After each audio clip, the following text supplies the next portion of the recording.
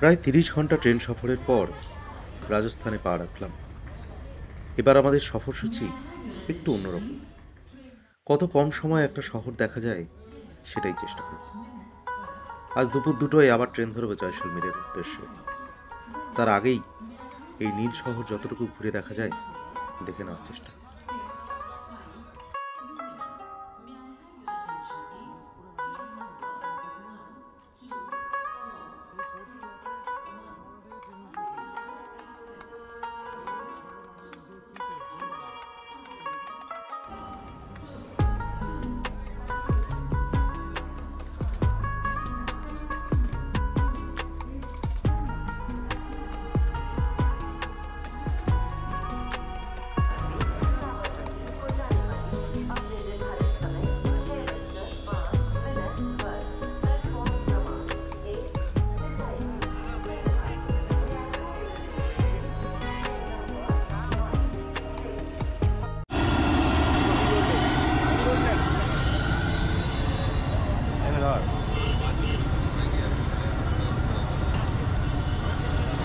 ঠান্ডা কেমন?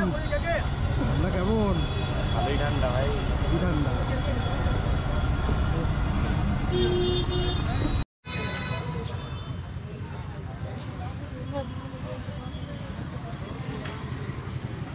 এখান থেকে জয়সলমীর যাওয়ার বাসের ব্যবস্থা আছে। 6টার সময় যোধপুর থেকে ছাড়বে, আবার ওদিকে জয়সলমীর থেকে 1:20 সময় ছাড়বে। মানে এটা তার আগেই পৌঁছে যাবে। মাঝখানে পোখরানে 8:45 স্টেশনের পাশ।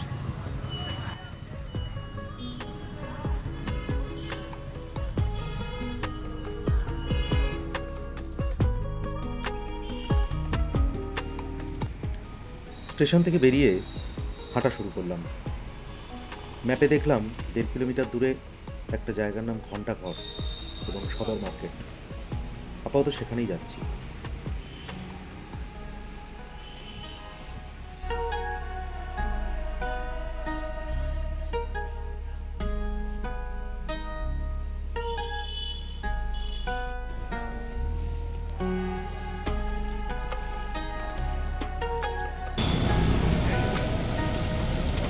এই তো বুলান্দার বাড়ি, তার মানে এই গেট আটকে দিলে পুরো সিটির এক সাইড থেকে আরেক সাইড দেখছি। গাড়িটা আছে লন্ডন। লন্ডনের বিখ্যাত ক্লক টাওয়ারের কোম্পানি তৈরি যোধপুরের এই ঘণ্টাঘর। এখানে আমরা বেলার দিকে একবার আসার চেষ্টা করব। এখন বন্ধ আছে, তাই বাইরে থেকে সৌন্দর্য দেখে আমরা আবার রওনা দেব।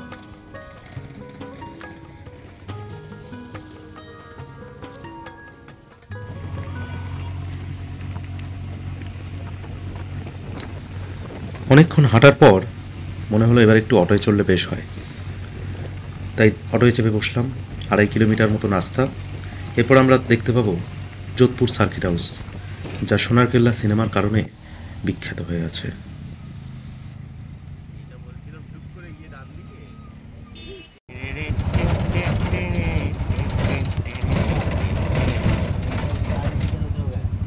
হ্যাঁ, ইদানি পৌঁছে গেলাম একদম Jodhpur circuit house. Jodhpur circuit হাউসে। এই সেই বিখ্যাত সার্কিট হাউস। এখানে কিন্তু আমরা থাকবো না, আমরা শুধু দেখতে এসেছি। এখনো সূর্যের আলো ফোটেনি। সকাল 7টা বাজে, ঘড়িতে বাজে 7টা। মাছ ঝাড় দিচ্ছে। হ্যাঁ, ঝাড় দিচ্ছে। এখানে 7:30টায় আলো ফুটবে।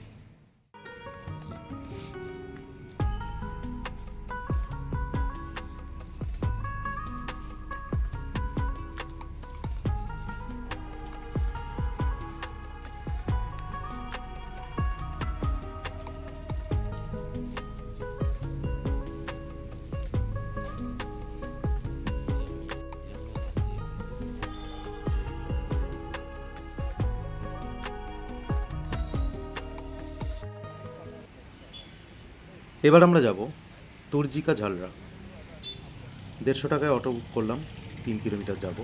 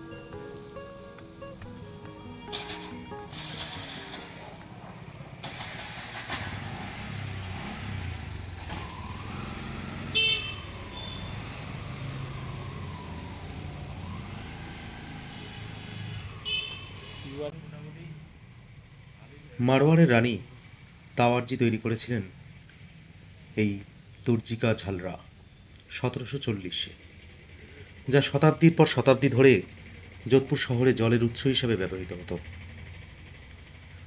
গুজরাটের বাওয়ারিসের আদলে এটি তৈরি করা হয়। তারপর ধীরে ধীরে এটা আবর্জনা স্তূপে পরিণত হয়। কিছু বছর আগে এটাকে আবার পুনরুদ্ধার করা হয়েছে।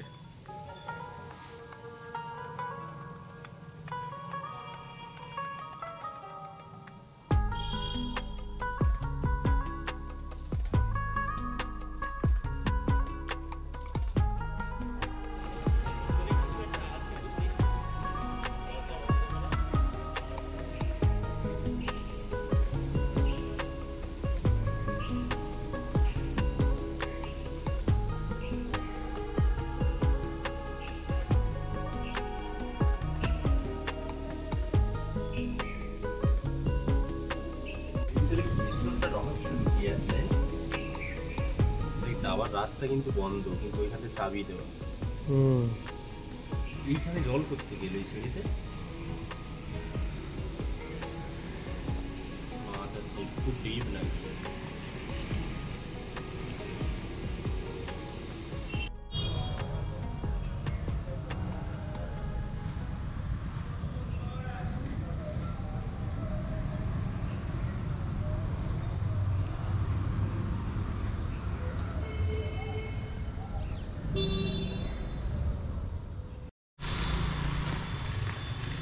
এই শহরের আরেক নাম ব্লু সিটি। এই নামের পিছনে কিছু কাহিনী আছে, যেমন স্বতন্ত্রতার মাধ্যম হিসেবে সামাজিক মর্যাদা বোঝাতে ব্রাহ্মণরা ঘরগুলি নীল রং করতেন। আবার কেউ বলেন চুনাপাথরে প্লাস্টারের সঙ্গে নীল রং মিশিয়ে বাড়ির কাঠামো অনেক ঠান্ডা তৈরি করা যায়। আবার কেউ বলেন কীটপতঙ্গের হাত থেকে রক্ষা পেতে ঘরগুলিকে নীল রং করা হতো। কাহিনী যাই হোক না কেন, আমরা এখন নীল শহরের মধ্যে ঘুরে ঘুরে বেড়াচ্ছি আর উপভোগ করছি।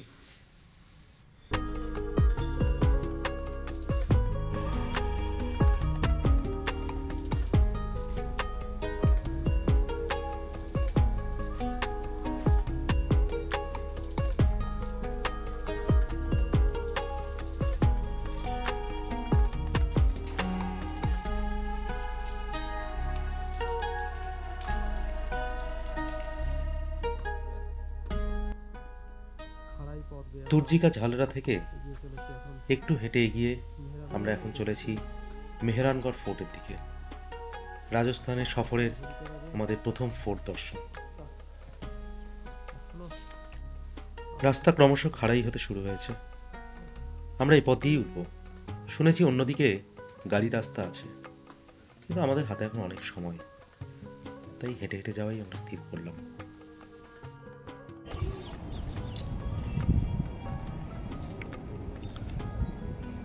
যোধপুরের সকাল। ওয়াল পেন্টিংগুলো যেগুলো বলছিলি, এইগুলো 8:05 বাজে, আর ওই হলো সূর্য। সূর্য উঠছে আস্তে আস্তে। যোধপুরের সকাল।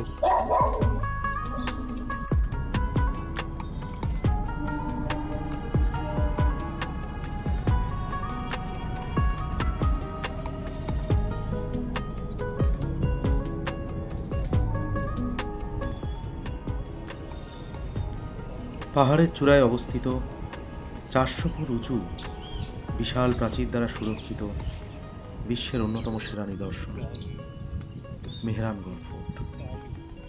1459 সালে রাঠোর রাজপুত রাওজোধার আমলে নির্মাণ কাজ শুরু হয়। এখন বাজে 8:30। 9টার সময় কাউন্টার খুলবে। কাউন্টার বন্ধ। ফোর্টের পাশে বসে আছি।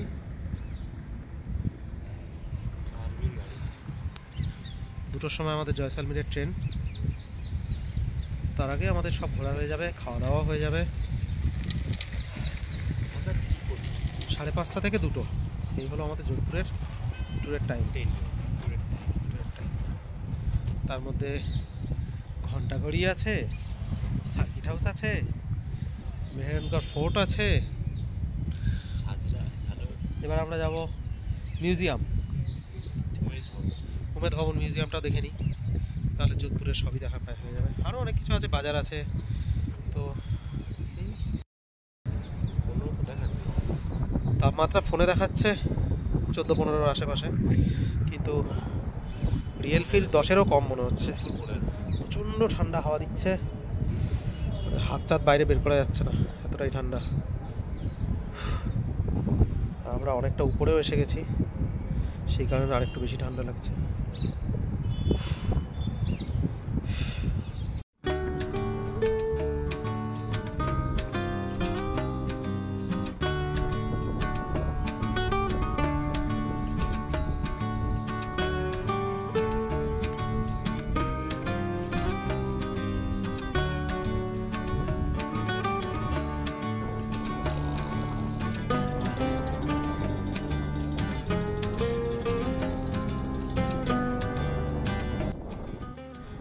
ঠিক সকাল 9টার সময় সিকিউরিটি চেক করার পর আমরা ভিতরে প্রবেশ করলাম।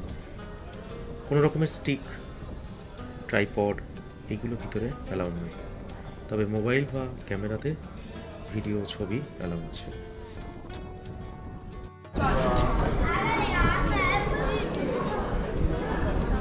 টাকা করে প্রবেশ মূল্য, লিফটের জন্য আলাদা চার্জ, গাইডের জন্য আলাদা চার্জ।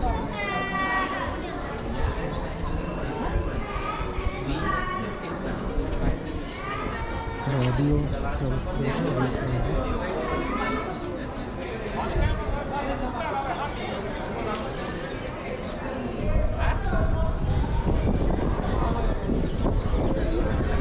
লিফট দিয়ে উঠতে চায় তাহলে এই পথ দিয়ে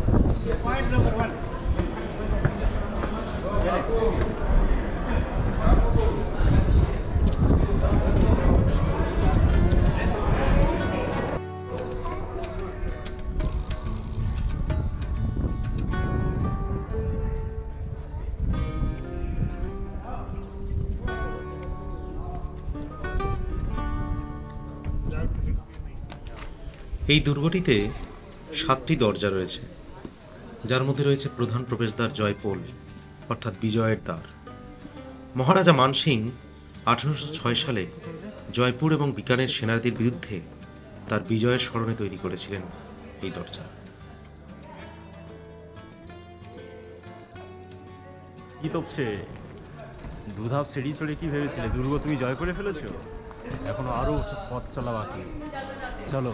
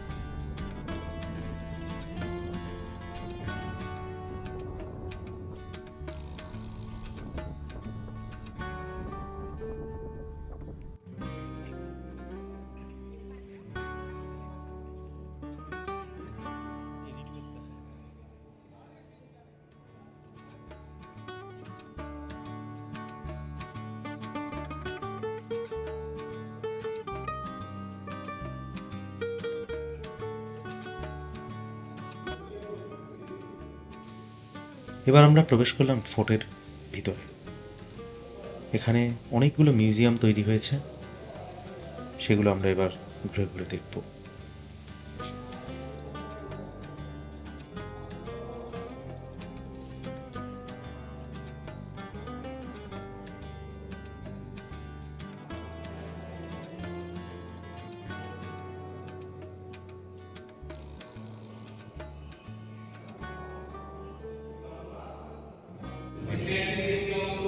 ওয়াইন চুস্কি, এই দেখ, এটা ওয়াইন চুস্কি, এই সালা চুস্কির wine flask,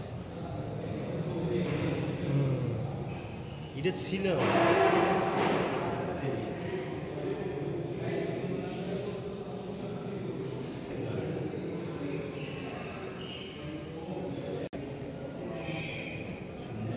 wine cup.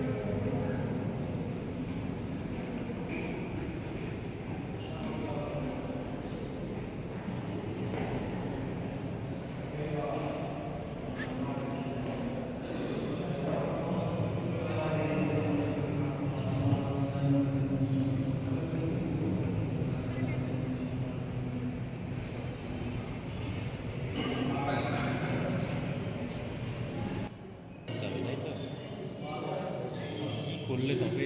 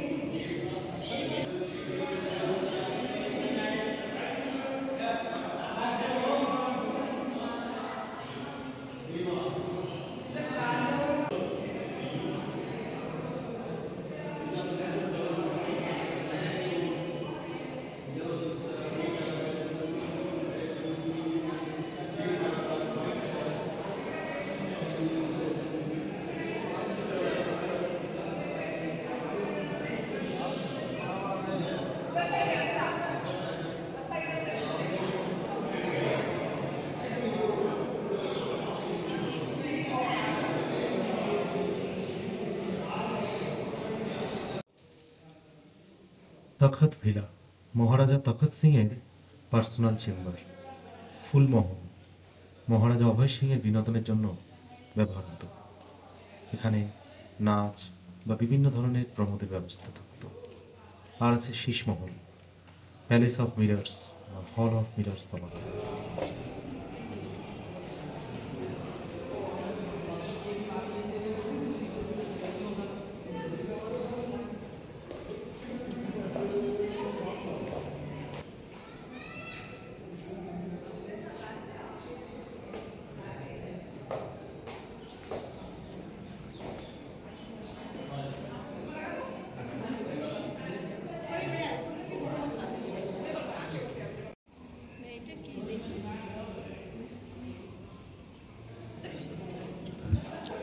Sheeshmahal, চারদিকে শুধু বিভিন্ন রকমের কাঁচের ডিজাইন, ওপর থেকে নিচ সব দিকে নানা বর্ণের, নানা আকৃতির শুধু আয়না, মিরর।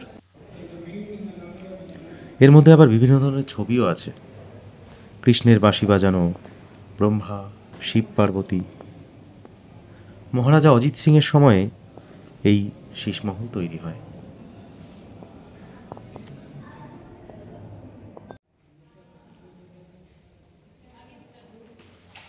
মুঘল এবং রাজপুতানা স্থাপত্য শৈলীর এক অসাধারণ নিদর্শন ফুলমহল।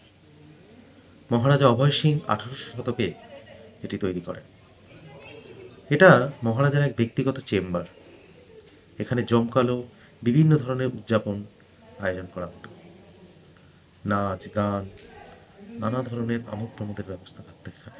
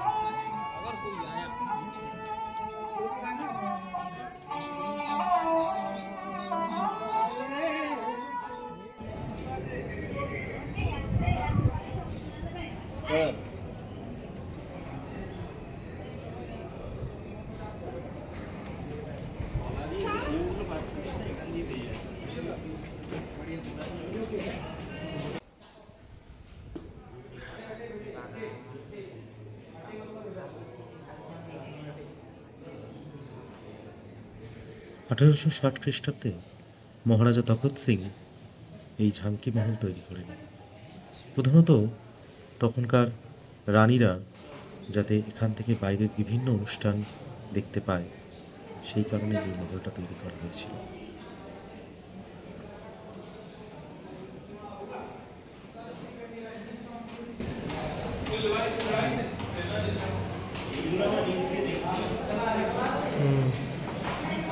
এখনো পুরো ইন্ট্যাক্ট রয়েছে।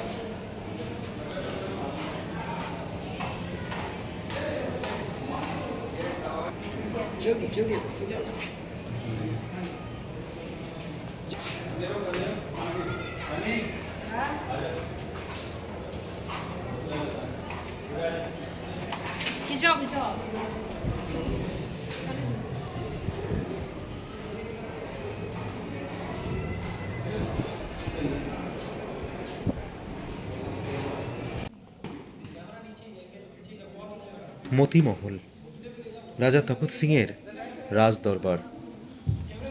এর চারপাশে 5 রানীর জন্য 5টি সুদৃশ্য মহল রয়েছে।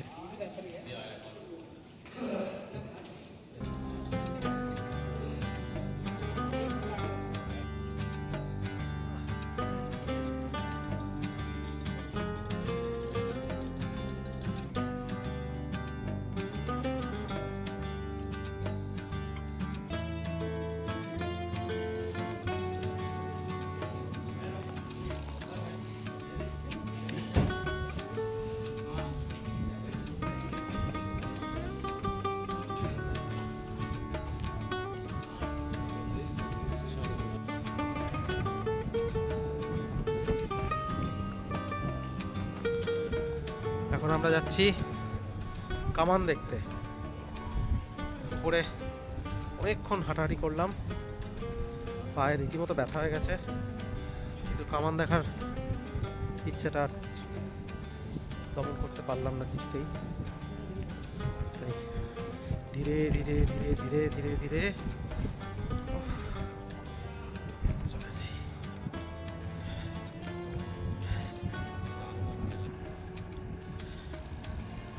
এই হলো মোটামুটি ফোর্ট। এর ভিতরে প্রায় পুরোটাই যাওয়া যায় বলা যায়, সামান্য কিছু অংশ বাদ দিয়ে পুরোটাই মিউজিয়াম হয়ে রয়েছে।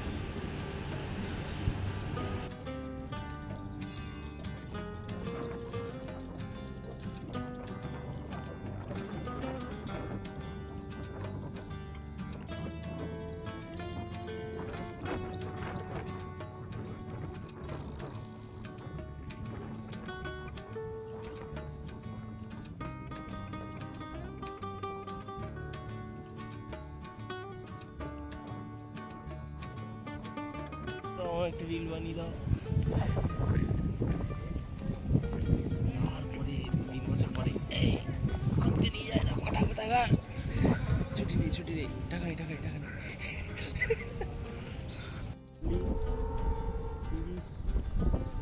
35-40 বছর পুরনো হবে, তাই না এই গাছগুলো? নিম গাছ।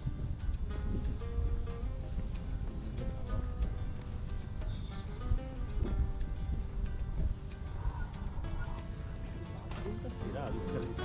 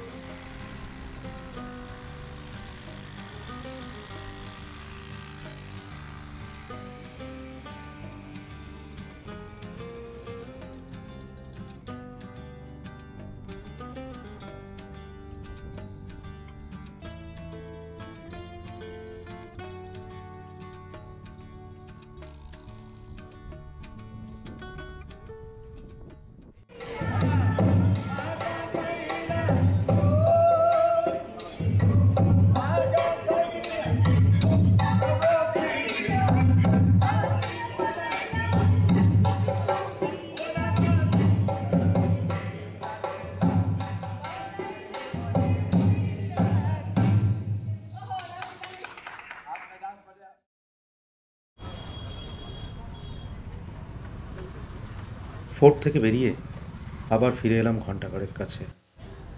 এখন জায়গাটা পুরো জমজমাট। আমরা টিকিট কেটে ভিতরে এবার ঢুকবো।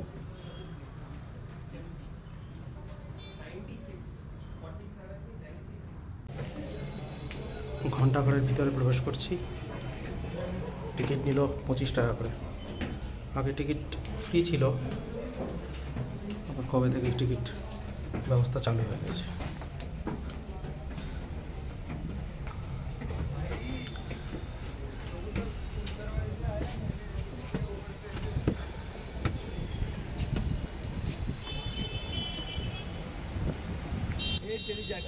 ফার্স্ট ফ্লোরে বাইরে একটা চারদিকে বারান্দা আছে, রেলিং আছে।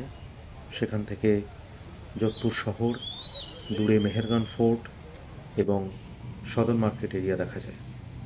আর এর উপরের ফ্লোর বাইরে বেরোনো যায় না, শুধু উপরে উঠে সিঁড়ির মুখে ঘড়ির যে কারুকার্য সব মেশিনপত্র রাখা আছে, সেটা একটু খানিকক্ষণ দেখা যায়।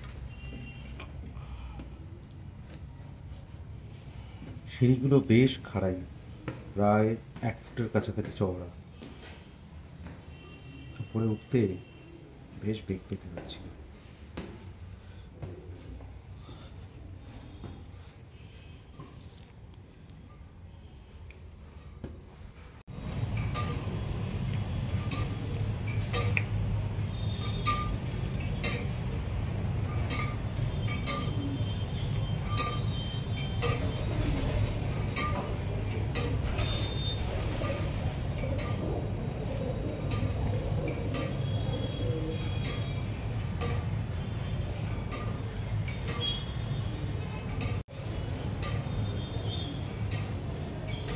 শাকিল বানিয়েছে, মোহাম্মদ শাকিল এটা বানিয়েছে। Mohammad person behind the teaching.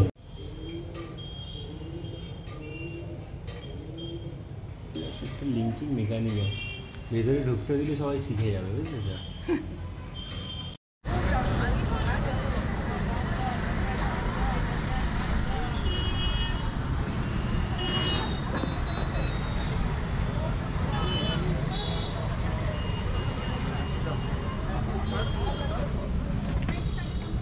এবার আমরা যাব উমেদ ভবন প্যালেস। সদর মার্কেট এরিয়া থেকে 5.5 কিলোমিটার মতো ডিস্টেন্স। তো আমরা একটা অটো নিয়েই যাব, তারপরে আমাদের স্টেশনে ফিরে আসতে হবে। আর আজকের বেশি সময় নেই। মোটামুটি এই আমাদের যোধপুরের এবারের ট্রিপ।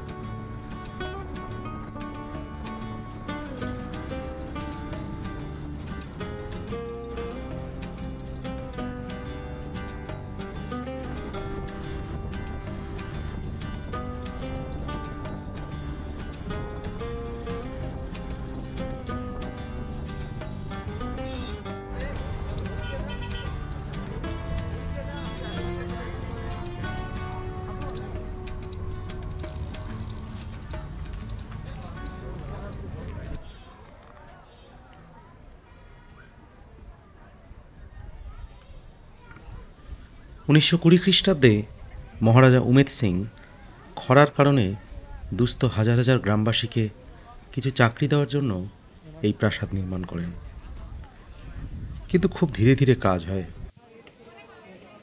1943-এ এই ভবনটি সম্পূর্ণ হয়। তখন থেকে মহারাজ এখানে থাকা শুরু করেন, কিন্তু 1947-এ মহারাজা মারা যান। বর্তমানে এর একটি অংশ মিউজিয়াম এবং খানিকটা অংশ তাজ হোটেলসের তরফ থেকে হেরিটেজ হোটেল হিসেবে বানানো হয়েছে, এবং আরেকটা অংশে উমেদ সিংয়ের নাতি মহারাজ গজ সিং টু তার পরিবার নিয়ে থাকেন।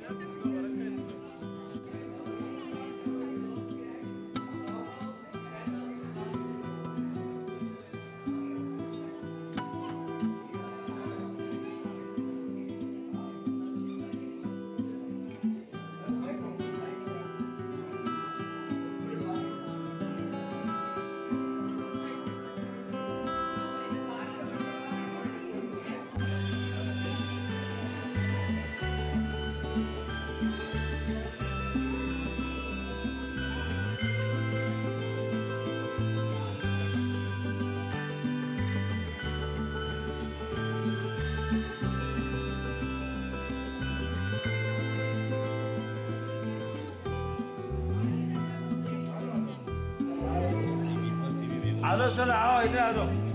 ये कोर्ट है, दरबार खान सिटी गोल्ड पैंडेड है, मंत्रिमंडल उमेश सिंह जी साहब यहाँ पे आए थे।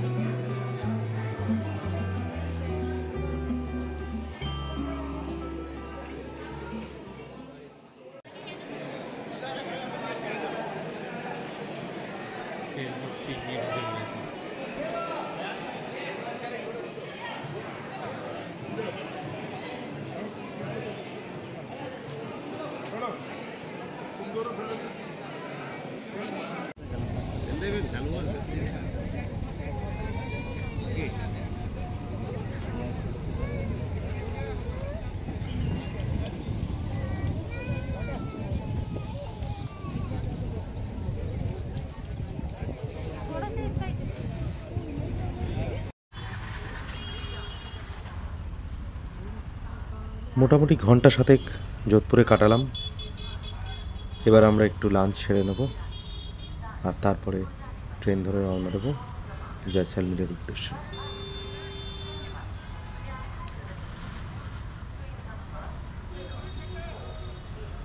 Passenger from Jodhpur to Jaisalmer via is running on time. It is expected to arrive here